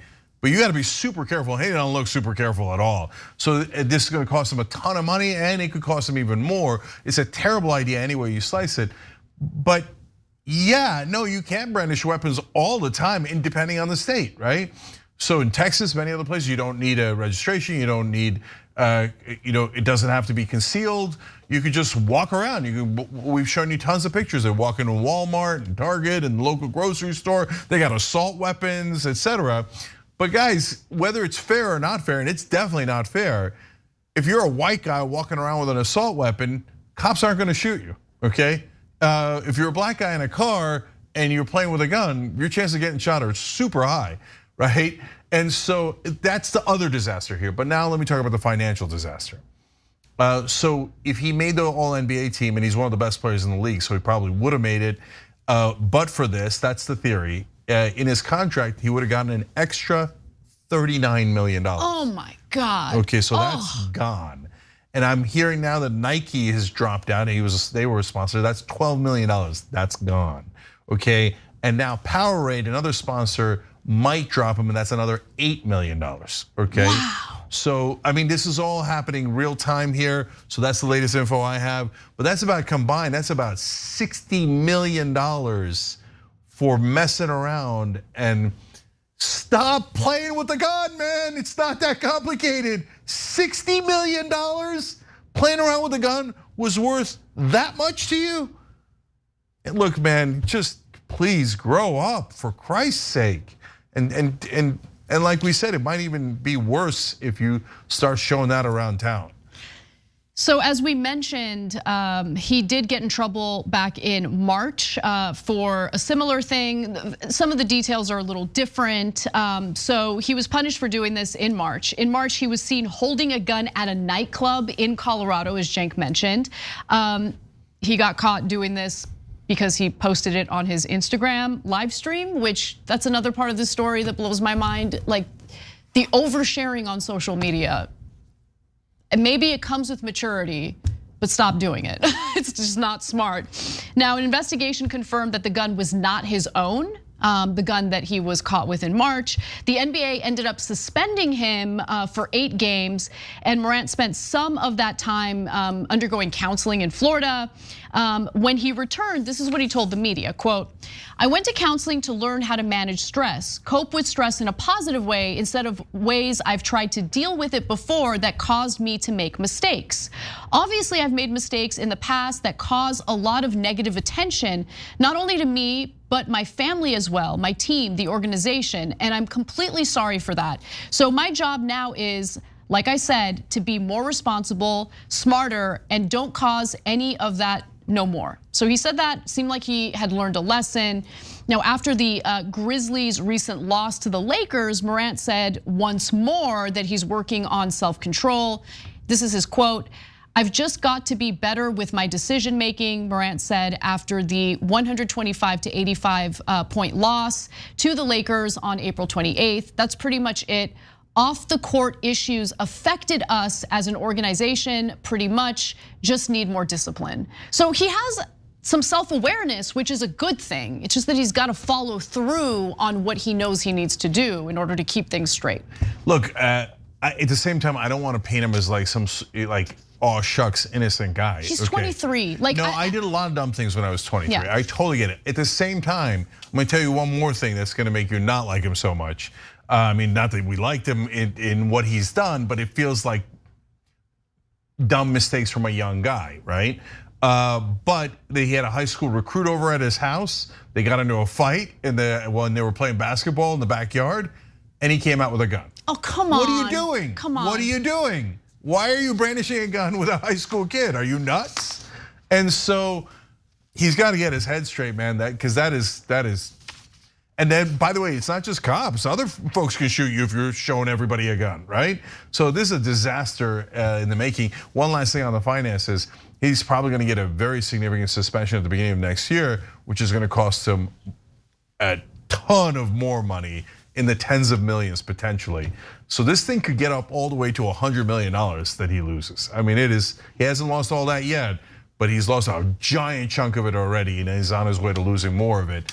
So it's a disaster in every way. Well, let's move on from a rich and famous person in athletics to a rich and famous person in Silicon Valley who was murdered recently, and we're learning more about his alleged murderer. A Silicon Valley tech executive was stabbed to death in San Francisco back in March. Prosecutors allege that the man behind the killing of Bob Lee, that's the tech executive, is a guy named Nima Momeni. And the Wall Street Journal did a pretty lengthy piece on this story, kind of diving into who Nima Momeni is and what the possible motive could be for him to carry out this horrible alleged crime. Now, he is facing charges. That case has not been settled yet, but prosecutors are in fact going after Momeni. And it does seem like there's some clear evidence and a motive here. Lee was allegedly sleeping with Momeni's married sister. Her name is Kazar. Now, before we get into the details, who was Bob Lee? Well, he worked at Google, and he helped write code for the Android operating system. Later, he was named the chief technology officer for Square, where he helped design the company's popular Cash app, which is a Venmo competitor. Then he left the company back in 2014. At the time of his death, he was working as chief product officer for a crypto startup known as MobileCoin. Friends described him as a multimillionaire, although his net worth could not be confirmed. Now, with that said, let's talk about what happened, like who the suspect is and what the potential motive in that case could be. So the suspect seems to be a pretty jealous and insecure person. So Nima Momeni and Lee crossed over a woman, apparently, according to Keith Kraft, a friend of both the woman and Lee. Kraft said he recalled hanging out once with the woman and Momeni kept shooting him threatening glances as if he might steal the friend away from him. Finally, Kraft said he told him, "Look, bro, I'm gay, I'm not a threat to you." He later told the Wall Street Journal that he really felt that Momeni had some deep-seated insecurity. Now, after the friend broke up with Momeni, the girl in question in this whole scenario, she later began seeing Bob Lee, the man who was murdered, stabbed to death in San Francisco. At another point, following a breakup with a longer-term girlfriend, Lee told friends that he was casually sleeping with Nima Momeni's sister, Kazar Momeni. According to people familiar with their relationship, Momeni was married, but the relationship had possibly been in jeopardy, prosecutors have alleged in court documents. So Nima Momeni's sister is in fact married to a pretty prominent plastic surgeon who operates out of San Francisco. Friends of Lee said he told them that he was casually sleeping with Kazar Momeni, 37 years old. Before that, about 3 years ago, Lee was together with a woman that Nima Momeni also had dated. So it seems like there could be some potential jealousy issues and a brother being overprotective of his sister. So prosecutors allege that on the afternoon of April 3rd, Lee met with Khazar Momeni at a house party in San Francisco, and that's when things began to go awry. And I'll tell you how in just a moment. Jake, I want to give you an opportunity to jump in. Yeah, so look, the drama of this story is fascinating, and who's sleeping with who and who's killing who, etc. Among the super wealthy in San Francisco. But to me, an even more interesting part of the story was the culture. And one of the things I got out of the culture is they have so much money, they just don't know what to do with it, right? And so this Lee guy, very open-hearted, seems like a really good guy, and so he's just given money to everybody for everything. And he's an interesting character because he's both incredibly smart in the coding, etc., but not that bright in the real world. Like he paid $25 for ice cream in Mexico that cost 25 cents. And like if he just wanted to give the guy a giant tip, that's totally okay. I love him for that, right? But he didn't even realize, that it should cost 25 cents. Like no clue. So a lot of not very streetwise, to put it that way. But they have these parties, the lifestyle, which we'll get into in a second, where drugs are everywhere, sex with married people, sex with that guy's ex-girlfriend, etc. And I think the guy that did the killing here, allegedly, but man, they got a lot of evidence. Yep. I think he was more mad that Lee slept with one of his ex-girlfriends than that he slept with his sister who's married. Right. Yeah, so let me tell you a little bit about the Momenis. So apparently, they immigrated here from Iran. Just based on what I know about the culture, just because there's a massive Armenian diaspora in Iran, and so a lot of that culture rubs off on the diaspora, and it's conservative. You know what I'm saying? So brothers are overprotective of their sisters. It's very similar to Armenian culture in that way as well. So I do think that there's a possibility here that news of his sister allegedly sleeping with Lee, partying with Lee, maybe even doing drugs with Lee, got under Nima Momeni's skin. Yeah, no, but the guy's super unstable. Yeah, he is. Yeah, I mean, and I'm not justifying anything he did, to be clear. But yeah, and sure, that culture, of course, exists in a lot of the old world, including in Turkish culture. But this guy's totally unhinged. He kept shooting everybody dirty looks, like total weirdo, very insecure. And then, and eventually Lee was stabbed with like a kitchen knife over and over again. So let's get to those details, because I think it's important to actually break down the surveillance and the evidence that prosecutors have here. So as I mentioned earlier, the prosecutors had alleged that on the afternoon of April 3rd, Lee met with Khazar Momeni. So that is the suspect's sister, at a house party in San Francisco. That house party took place at the condo belonging to a man named Jeremy Boivin. Now, after the gathering, according to the Wall Street Journal, at Boivin's condo, say prosecutors, a witness overheard a conversation in which Nima Momeni confronted Lee, asking whether his sister was doing drugs or anything inappropriate. Lee assured Momeni that nothing inappropriate had happened, prosecutors said, citing the witness. Now, what happened later that night? Well, apparently Nima Momeni and Lee met at Miss Momeni, meaning his sister's apartment in Millennium Tower. Surveillance footage from the Millennium Tower shows Nima Momeni pull up in a white BMW, and then later around 2 a.m., Lee and Momeni leave the building and climb into Nima Momeni's car together. Now, what happens next is prosecutors allege that Momeni drove Lee to a dark and secluded area several streets over in San Francisco's Rincon Hill neighborhood. They allege that Momeni used a silver kitchen knife with a 4-inch black blade to repeatedly stab Lee. Momeni drove quickly away from the scene, according to court documents that cite surveillance video. So they've got surveillance video, they have a possible motive that seems to make a lot of sense here. Lee ended up bleeding profusely, he called 911 for help, but he collapsed on the sidewalk, and even though he was rushed to the hospital, he didn't make it. He unfortunately and tragically died. Now, investigators later recovered a text message that Miss Momeni sent to Mr. Lee's phone, sent after he and her brother left her home. And this is what it said. Just wanted to make sure you're doing okay, because I know Nima came way down hard on you. And thank you for being such a classy man, handling it with class. Love you, selfish pricks. That's what she said. So that shows that there was some conflict, and the prosecutors are now pursuing this case. But you're right, Cenk. I think the Silicon Valley exec culture of partying, the kind of drugs that they do, right?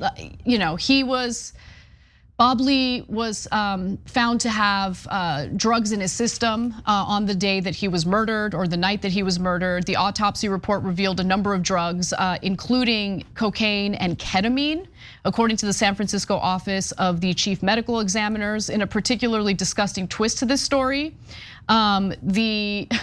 Momeni's attorney said something nasty. So it was, quote, the Walgreens of recreational drugs, Mr. Momeni's attorney told reporters in early May. She later apologized for the obviously insensitive comments.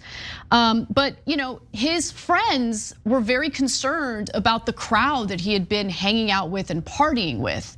They were like, look, there is this underground lifestyle for Silicon Valley execs.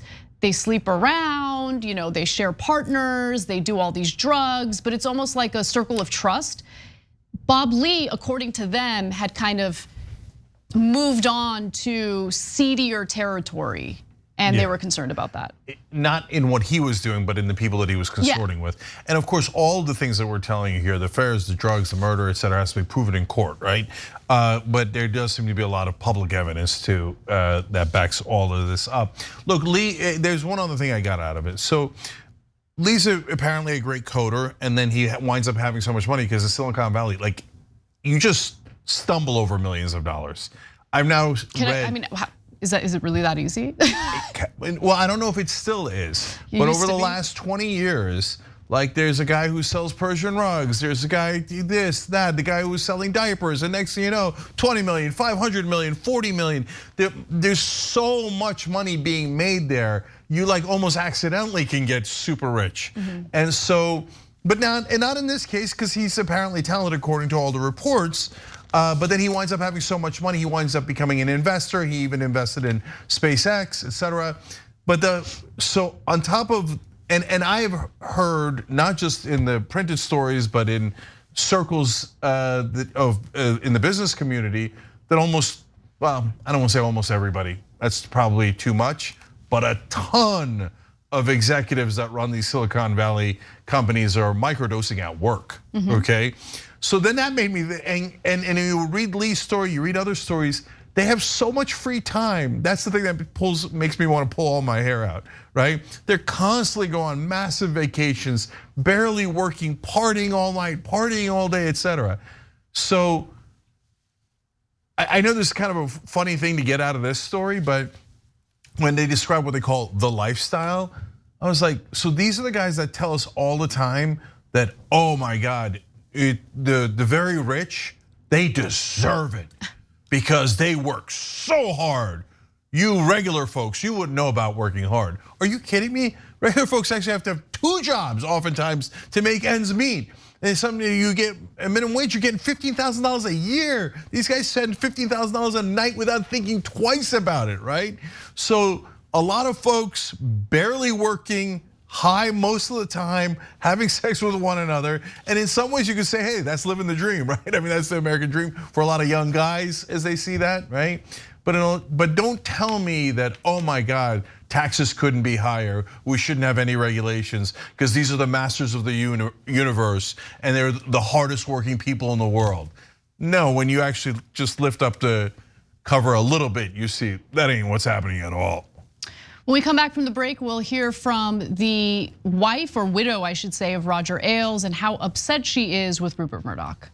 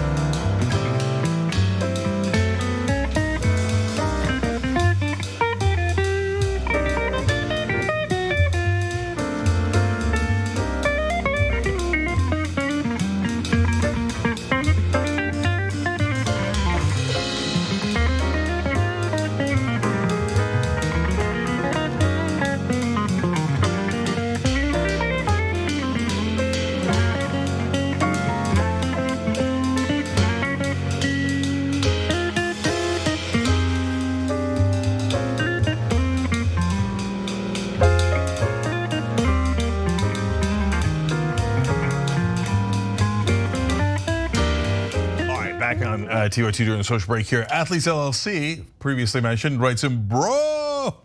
I already love it. Love you for the shout out, Jank. You all are progressive heroes. By the way, I hear you guys say it all the time about progressives. From my neck of the woods, I didn't know progressive was an option. Thank you, TYT team. Anna, you rock and salty. Thank you. Thank you for saying that. And I love when people say, hey, I didn't know progressive was an option now that I know it. But yeah, I'm definitely a progressive. That's music to my ears. Thank you. History Speaks said, regarding yesterday's show, I'm assuming he means earlier, I must reject the idea that woke is trivial. Woke chills discussion. PhD student in history had an academic circulate emails condemning me for, quote, platforming Holocaust deniers. I only did this in the course of rebutting the denial. Yeah, look, can I just say, I 1000% agree with you. You are 100% right. And I think that a lot of these lefty shows and lefty commentators minimize the reality, like the chilling effect that this leads to in certain settings. And it's different from the fear mongering that you hear from the right wing. But that's the problem. The right wing exaggerates and they fear monger. And I think there's a knee-jerk reaction by the left to immediately dismiss what they're saying. But I do agree with you in certain settings. I'll give you one specific example. There's a quote that Cenk oftentimes wants to use on the show, and the quote is from MLK. In that quote, he uses the N-word, but not. It's one that's in the NAACP. Exactly, exactly. And we always have this debate about whether or not we should censor it because we know there's some portion of the audience that's gonna lose their minds over us saying it. But it's MLK's quote. It's weird to change his quote. Anyway, whatever. I'm sorry, it's not in the NAACP. It's in the college fund titled. Anyway, so look, guys. It's just weird to censor MLK. It's just, I don't know. No, of course. I had to censor something in my book that I thought was weird to censor. But listen, guys, there's two different things. One is Republicans use woke to just mean anything they don't like. Anything they don't like, anything that includes diversity, inclusion, being nice to one another. So that's one definition of woke. But some leftists have become the caricature that the right wing was painting. Yep. Don't do that. Don't give them that giant political gift by being so extreme. You accidentally prove some small portion of what they're saying to be correct. We'll be back.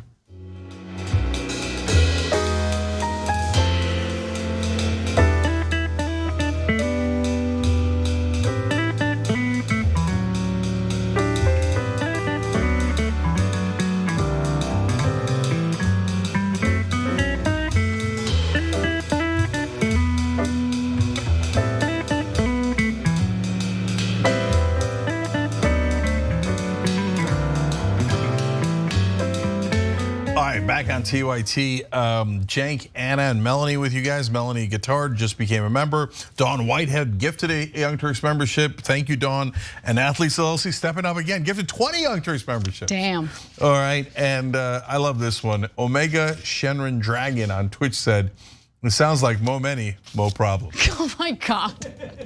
That's too good. Okay, you know what? If you're a member, $100 Blue Apron gift card, okay? Go to rewards@tyt.com. They'll verify that you're a member and give you the reward.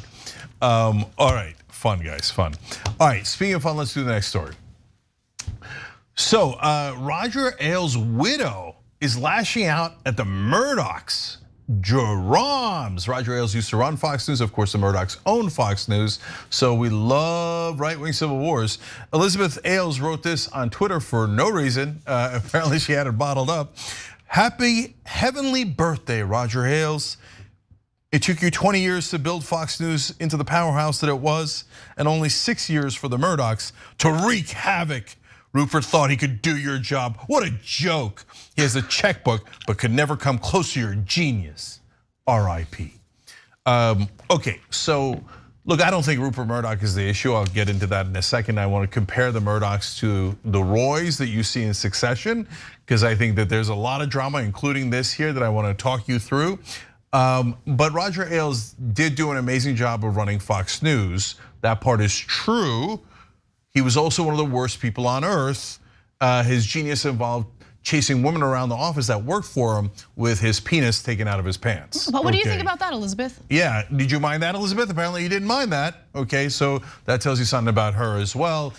Roger Ailes, a disgusting human being who, by the way, died like naked and alone. Anyways, going to the Succession comparisons, Rupert Murdoch, of course, is Logan Roy. And I don't like that because Logan Roy, while being reprehensible in Succession, also has some badass speeches that I enjoy and yells at his kids in ways that I enjoy. And so I don't want to enjoy anything about Rupert Murdoch, but it is what it is. And the show is definitely based on Fox News and the Murdochs, definitely. And so CNN explains in a story comparing the two, Murdoch's penchant for pitting the siblings against each other in a years-long competition to see who will succeed him as the head of News Corp is widely believed to be the inspiration for the popular HBO series Succession. Again, I know for a fact that that is correct. So who are they? So Murdoch is easy, but how about the kids? Because there's 3 kids, 2 sons and 1 daughter that are relevant to this succession that is happening at Fox News. So Lachlan Murdoch is the oldest son, not the oldest child, but the oldest son. And he is actually a combination of Kendall Roy and Roman Roy. Why? Like Kendall, he's the older son and the one that was the heir apparent and was banished for a while and then had to come back. But he's also partly Roman because he's the very right-wing one, as Roman is in the show. So they smushed those 2 characters a little bit together. They did that with James Murdoch as well. But let me explain what happened here and how it relates to Roger Ailes. They explain about Lachlan Murdoch. He quickly rose through the executive ranks and by 1997 had become chairman and chief executive of News Limited. At the time, his father described Lachlan as his heir apparent, quote, the first among equals. His ascension continued smoothly until 2005. That year, Lachlan abruptly quit his executive positions at News Corporation after a battle with Ailes over the direction of the cable news network, effectively taking himself off the heir apparent track. Now, look, that goes to show you he's a knucklehead because Rupert Murdoch, sided with Roger Ailes instead of his own son, who was his heir apparent. The reason he would do that is because Roger Ailes is clearly correct and Lachlan was not. Now, guys, don't get me wrong. I hate their politics. So I hate that Roger Ailes was good at his job, but in the context of the right wing, he was fantastic at his job. He, I think, single-handedly stole the 2000 election for George W. Bush, okay? In one of the worst robberies in political history, in American history, and what they describe in Succession, especially the last episode, is very close to what actually happened, okay? And so, that means Lachlan's an idiot. And by the way, he's back to being heir apparent. So, and Murdoch is now well into his 90s, Rupert is. And so this is a real drama that you're seeing on HBO is happening in real life as well. So now let's go to James. James is a combination, James Murdoch is the 2nd oldest son. He's a combination of Roman Roy and Shiv Roy. He's got a little bit of Kendall in him too because he tried a lot of the tech stuff that you see in the show. That's James. He was an investor in Vice, which, by the way, coincidentally today went bankrupt. Thoughts and prayers. Yeah, and in the show, they keep investing in tech startups that don't work, just like the Murdochs did. In fact, if you remember, Rupert Murdoch and Fox News also bought MySpace. So those knucklehead sons have been doing that for a long time. But he's like Roman because he's the 2nd son, and he ran the entertainment part and not the news part. But he's like Shiv because James is the left-wing Murdoch. And by the way, that's why he's not the heir apparent and he will not be getting Fox News because he apparently has a conscience. And I don't know how left-wing he is, but apparently unacceptably left-wing. So give credit to James Murdoch on that one. And then finally we get to Elizabeth Murdoch. And this one has a doozy of a quote. So that's his daughter that's in the media business. He has other children, 3 other daughters, but they're not in the media business. And she's clearly Shiv Roy, except we don't know her politics. Now, why is she clearly Shiv? Because get a load of this quote from the CNN piece. Rupert considers Elizabeth to be most like him, just like in the show. But he has been more dismissive of her attempts to take the throne, saying at one point, she'd have to figure out how many children she wanted to have before planning further advancement at the company. Yeah, that's how women usually like to operate, you know? Do I take the promotion or do I just predetermine how many kids I'm gonna have? Yeah, no, that shows you Rupert Murdoch is not just doing this for profit. He actually is a Neanderthal. He does have absurd things like this. Oh, my daughter is clearly the most like me, clearly the most competent, the smartest. Okay, she's right in every way. On the other hand, she's a chick and she should be having kids instead. That's who Rupert Murdoch is, the guy who owns Fox News and brought you that toxic poison into our lives. So you're saying Elizabeth is making a good point? Elizabeth is making a good point. Yeah, Elizabeth Ailes in calling out Rupert Murdoch. Oh, I see what you're saying. Terrible decisions. Well, that's interesting. See, because it seems like especially Lachlan Murdoch is the knucklehead making the most of the wrong decisions. And when Rupert passes, they're probably in a world of trouble, which is good news for the planet. Freaking excellent. Yeah, excellent news, right? And Murdoch took his father's media company, and remember this myth of meritocracy, right? He inherited a media company. It's not like he started from scratch, right? But to be fair to Rupert Murdoch, he was savvy enough to take a mid-sized media company and turn it into a gigantic global media company. So he's probably, a little bit closer to Logan Roy than we would like in terms of being smart and capable, right? But apparently not that smart. MySpace didn't work out at all. And obviously him thinking, yeah, my daughter's the most competent, but I don't want her because she's a woman is not just morally wrong, it's stupid. By the way, his daughter then moved on to start a business venture of her own, and based on what I've read, she's fabulously successful. Yeah. Because she's competent. Yeah, 100%. Yeah. Guys, here's one of my takeaways, and I'm curious what you think, Anna, is that people often ask, like, especially in winning sports teams, oh, was it Troy Aikman or Emmitt Smith or Jimmy Johnson or Jerry Jones? And those are all, that's the owner, the manager, and the star quarterback and running back of the dynasty Dallas Cowboys, right? And the answer is, you knuckleheads, it's all of them. You need a great team to win. 1000%. Jordan was the greatest player ever until LeBron. But he still needed Scottie Pippen. Without Scottie Pippen and Dennis Rodman and Horace Grant, he didn't win any titles. So you need the team. But the good thing about the right wing, which we could all be encouraged by, is they don't believe in teams. Like they're constantly shredding each other. You see it in Succession, you see it in the real world, constantly fighting one another, constant drama. And we don't often see that because in our world, we see the right wing circle the wagons and attack us. I was kind of encouraged to see, oh, they do the same thing the left wing does, which is attack each other inside the wagon. Well, what's really interesting is, Logan Roy in Succession likes to pit his children against one another, and apparently that's something that Rupert Murdoch does as well. Yeah. So it's actually part of the strategy, which as soon as you're gone, as soon as you're dead, that infighting will destroy the enterprise. I think so. I mean, yeah. Because you can't trust each other. Like imagine if we did this show where we like literally don't trust each other. Like we constantly think that everything that I do or everything that you do is like a calculated plot or ploy. You mean like mainstream media? Yeah, exactly. If you worked there. Exactly. No, I couldn't survive in that kind of environment. Like you do need trust, you do need teamwork. I mean, the same goes for our entire team, right? The producers, the associate producers, the editors, like everyone needs to trust each other and everyone needs to work together. No one person, I'd love to believe that I alone make this show, but I don't. I'm just one tiny part of it. It really does rely on a big team to make it work. Yeah, look, Roger Ailes and Rupert Murdoch seem to agree politically on almost everything. And apparently they hated each other behind the scenes. And part of it is the ego, of course. It was me that was the reason for the success. And that stuff is so bitter that the widow is still lashing out 6 years after the guy died, etc. And look, I don't root for anyone's death, but when it happens, these guys are not that bright and they're vicious to one another. It looks like, just like in the show, they'll probably rip each other to shreds.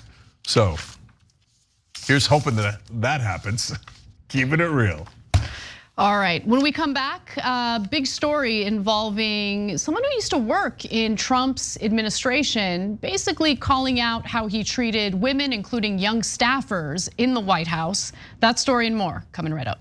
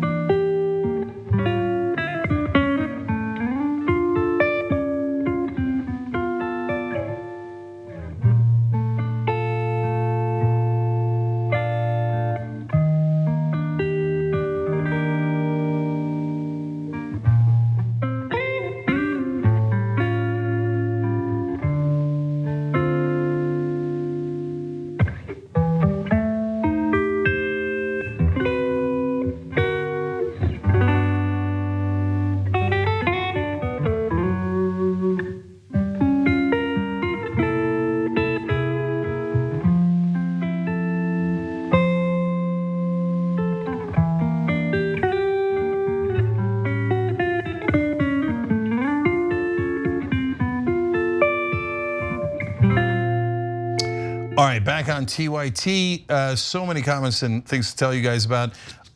Okay, justice is coming. We're 4 months away now. And so make sure that you're checking it out. tyt.com/justice. So you can pre-order now. And now I'm gonna tell you something funny. First, I told you guys the first person to read it was somebody that worked in PR here, and she loved it. And she made an interesting point. Even though I'm vicious to right-wingers, she's like, I think more right-wingers will like it than even left-wingers. So I don't know if that's true, but I love that she said that. And now the second person has finished reading it. It's my dad, and he loved it. So it must be great. Can you imagine? My dad loved this book. Okay, that's the ad. Anyways, tyt.com/justice to check it out. Make sure you're also checking out On Boss, of course. That's Nina Turner's show. And youtube.com/unbosstyt. You could always use the QR codes when we put them on screen. You can check out our podcast as well. And one more thing is shoptyt.com. We've got the new Bye Bye Santos shirts, so make sure you're checking out shoptyt.com. Ben and I on Old School tonight, and I think we're gonna have a really great time. A free episode is the first one, 10 o'clock Eastern. Check it out if you have time. Somebody had a really nice comment about it here. I can't find it because there's a million comments.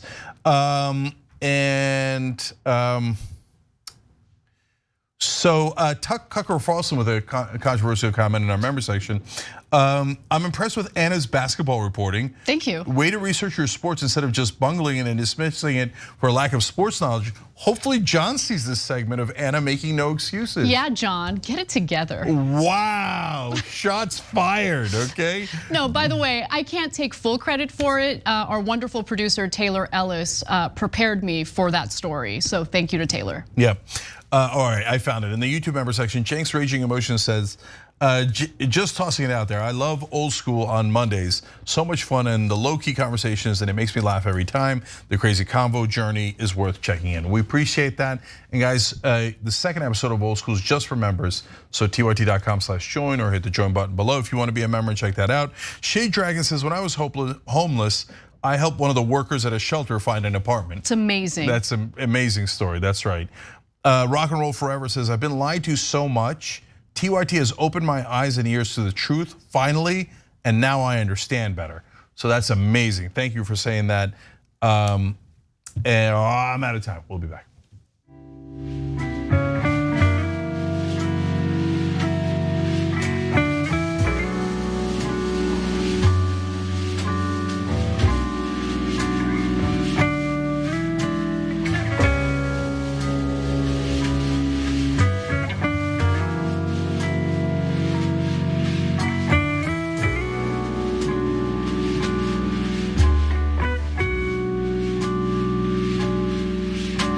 All right, back on TYT, Jen and Anna with you guys. Robert Campbell, thank you for the generous donation on Super Chat. Really appreciate it.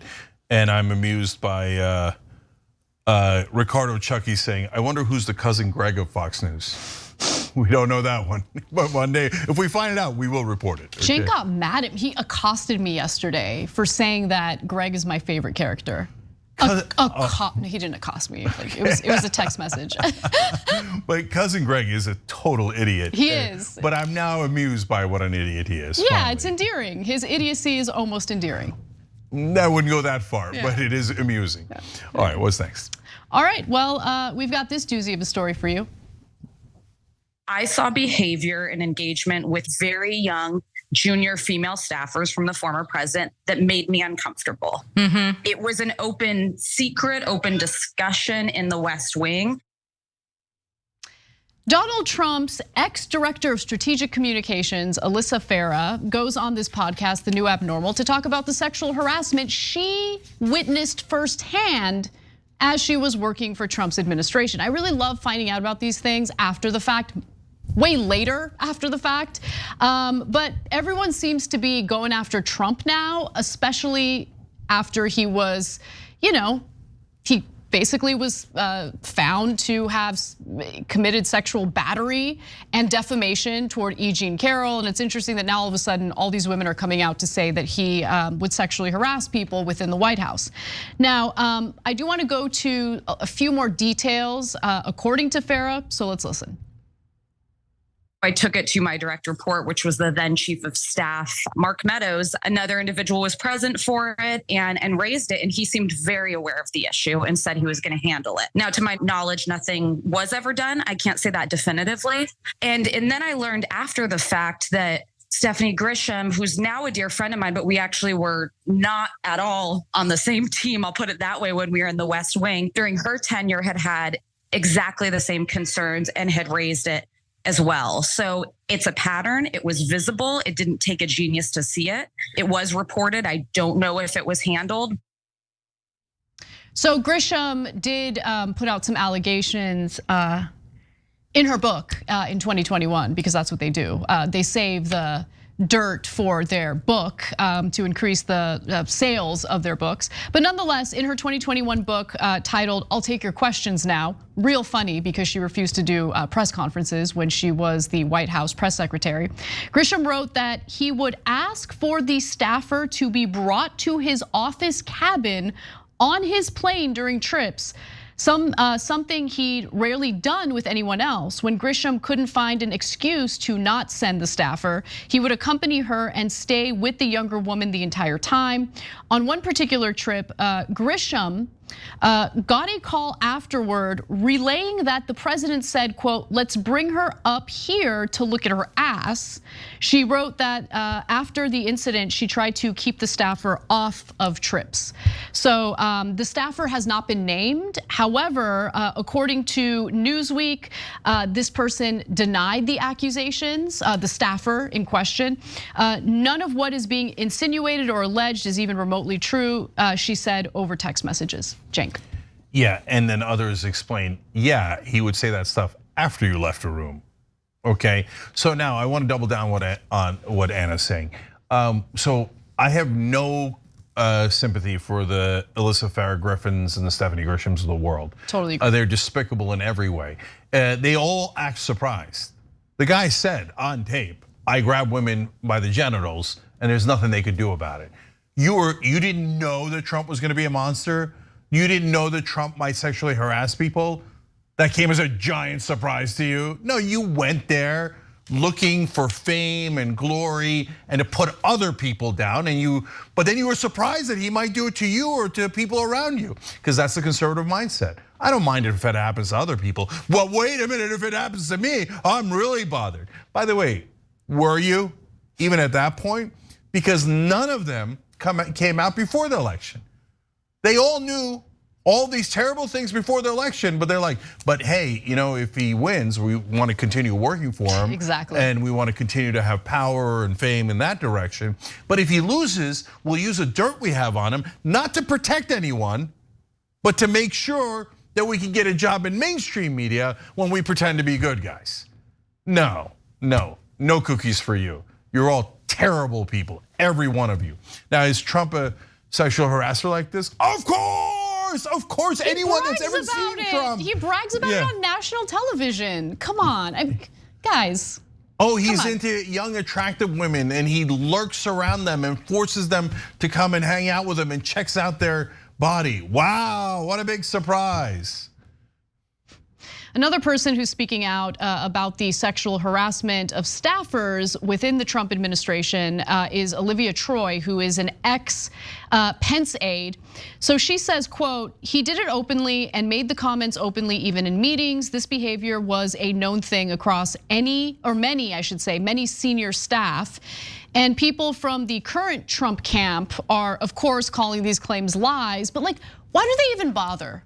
Why do they even bother pretending like these are lies? It's so obvious. The second you say, no, it's not true, these are just lies, Trump puts his foot in his mouth again publicly by saying terrible things about women, which makes it abundantly clear to me that he does not respect women in the workplace, in the White House, wherever he is, wherever they are. Of course. I mean, come on. But guys, the second reason why denying it is pointless is because the Republican voters don't mind at all. They really don't care. They're like, oh, he was checking out her ass, and if he could, he'd try to sleep with her inappropriately, even though he's like 50 years older, and it's in the workplace, and he's the president, and she works for.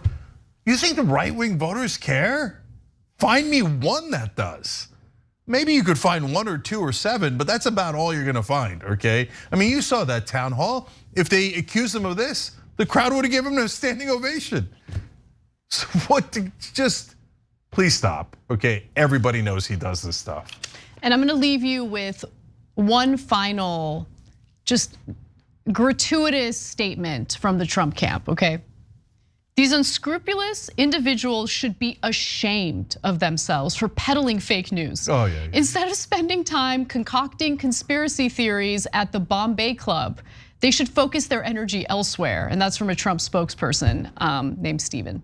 Thanks, Steve. Thanks for the comment. By the way, if Trump does win, or just on his campaign, if you're a woman there and you're young and attractive, don't get all surprised later, like, oh, it turns out this guy who keeps bragging about grabbing women and wanting to sexually abuse them, he did it to me. Look, I don't want him doing it to anyone else, and I hope that never happens to anyone ever again, right? But stop working for him. He's an obvious monster. When people tell you who they are, you should believe them. Yep. And Trump tells us every day, he can't help himself. Anyway, we've got a few minutes left. Cenk is super excited to read more of your comments. Okay, God bless. This is me chopping at the bit, okay? Sometimes I read them in the bonus episode, so if you wrote in a comment, hang in there, okay? But today we get to do it now, but we'll save more of the stories for the bonus episode. TYT.com/join or hit the join button below. All right, Blanky Lover 9000, already fun name, writes in on the YouTube member section. Cenk, I just bought your ebook and your audiobook. Sucks that I didn't get a signed copy. Oh, well, okay. Hey, I'm gonna probably do a mini book tour, maybe a major book tour, I don't know. I'm gonna go to different cities, so come by, I'll sign it for you, okay? If I come to your city, okay? But thank you for doing that, we appreciate it. The signed ones were on shoptyt.com, but I think we sold out of those, but you could buy them in other places. But you can find all of that at tyt.com/justice. Let me be frank, writes in on Super Chat. A national strike until all corrupt money is out of politics, until held accountable for lies, until they do what they actually voted for in office, and to be the voice of the people, not their donors. I mean, look, I would love that, and I think that at the end that might be super effective, but right now it's so hard organizing a strike, let alone a national strike, let alone about money and politics. But one step at a time, we will get there, okay? Jason Ray with a great point. I assume the right would be fine if this teacher carried an AR-15 to class and shot off a few rounds though. When does the grooming turn off? So guys, that's a great point because he's referring to the story of the teacher got in trouble in Florida for playing a Disney PG movie that happened to have a gay character that didn't do anything sexual. So that apparently for Republicans in Florida is unacceptable. But teachers carrying weapons is not only acceptable, they want to go in that direction actively. So it's hard for us to relate to each other because that's so different than how the rest of us think. And that's unfortunately the situation that a lot of us are in now. Benjamin GL clarifies an earlier point. I meant that your model requires having an ethical standard that is voluntary, thus not a solution to the greater issue of how quality, factual, non-corporate journalism should be funded. Benjamin, that's another good point, but you can incentivize in the right direction.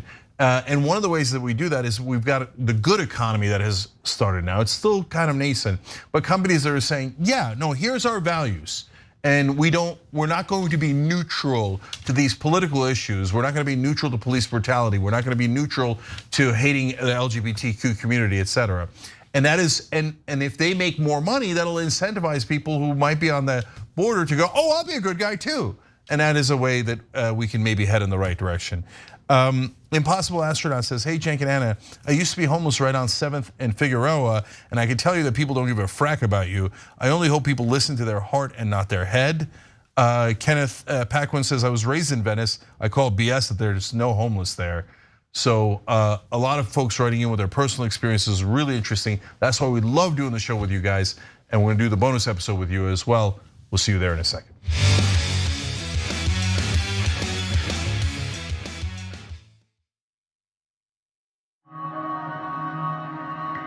The concept of the Young Turks means the audience